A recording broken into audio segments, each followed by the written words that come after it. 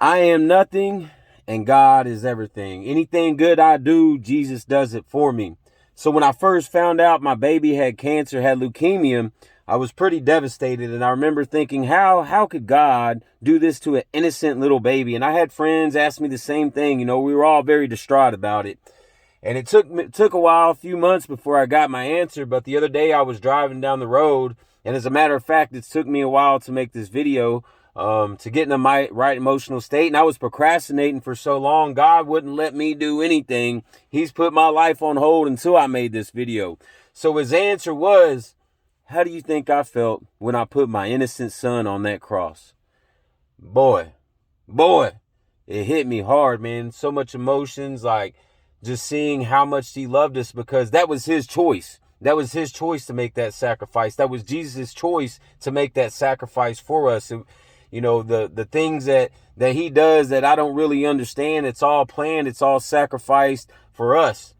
And so what I realized, what I wanted to tell you guys, is that I've made hundreds of motivational videos on YouTube, Facebook, all that stuff. And when I first started this journey of making motivational videos, I really wanted to help people, right? But I was so ashamed of myself and my insecurities, my sins and everything, that I was afraid to put Jesus' name on it. I wasn't ready to change. I wasn't ready to speak in a way that was in line with the way that God would want me to speak. So I tried to do everything myself. I wanted to show everybody how much I could lose weight, how I could be sober after being a drunk for so long, how I could change and overcome my anger or depression. And if I can do it, you can do it too, right? But at the end of the day, Joel's going to fail. Joel's imperfect. Like, I could try to help people all that I can, and maybe I'm kind of good at it sometimes, but I can't help anybody the way Jesus does. I can't accomplish what Jesus did. I can never be perfect like Jesus. Therefore, my value is nothing compared to Jesus's value. So I'm not ashamed anymore. I'm not afraid to tell you that Jesus is the way, the truth, and the life. And if you give him a shot, you get to know him, and you have a personal relationship with him, then your life will change. Maybe it won't be at a snap of the fingers, but you'll see the signs, you'll see the progress. There will still be hard times, but you'll have something to have faith in more than yourself. You'll have something that is stronger than you, right? So just know that he made the sacrifice for you. Just know that Jesus is real. And no matter how screwed up you are, no matter how messed up you are, he loves you.